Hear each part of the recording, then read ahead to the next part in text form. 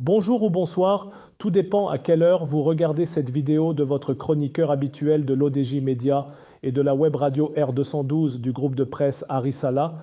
Ma chronique s'adresse encore une fois à nos voisins algériens car on peut tout changer sauf la géographie. Dans cette chronique, je voudrais vous poser cette question. Dis-moi, Alger, pourquoi tu n'as que des problèmes avec tout le monde? Avec tes voisins africains, avec les Européens, avec les Arabes, avec les Amazighs, avec ton peuple souvent? Pourquoi cette colère permanente, ce réflexe d'hostilité, cette posture de défi systématique? Qu'est-ce qui t'empêche d'être en paix ou du moins en relation saine avec le monde qui t'entoure? Tu dis lutter pour la dignité, la souveraineté, la mémoire. Très bien. Tu dis ne pas plier devant les anciennes puissances coloniales et tu en fais un totem.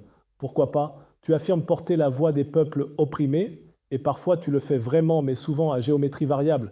Mais dis-moi, pourquoi ces grands principes deviennent-ils toujours des prétextes à la rupture, à l'isolement, à la crispation? Pourquoi ton drapeau devient-il trop souvent une barricade? Pour vous convaincre, je vous invite à regarder autour de vous. Tu fermes tes frontières avec le Maroc depuis des années.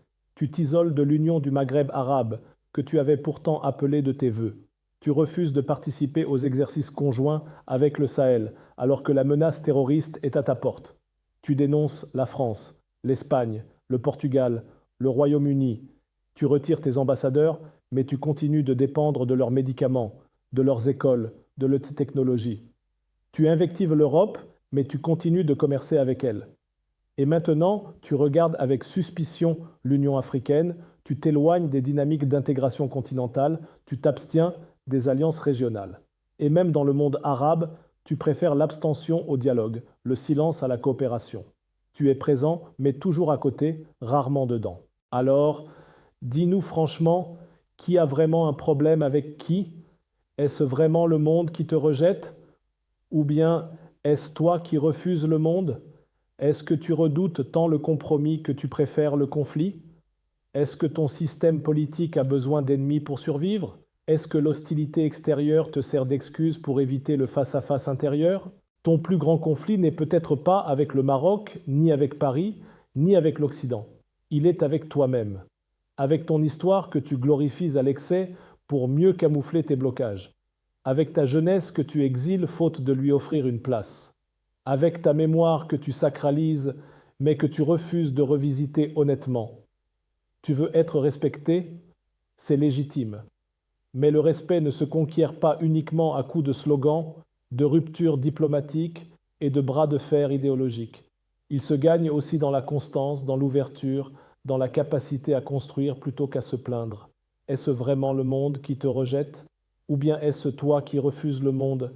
Est-ce que tu redoutes tant le compromis que tu préfères le conflit?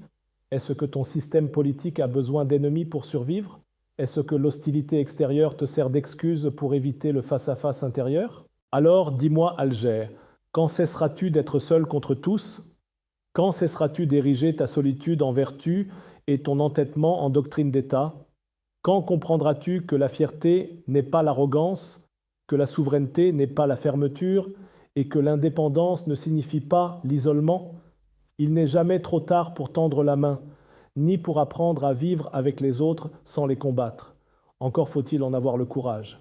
C'était votre chroniqueur habituel de l'ODJ Média et de la web radio R212.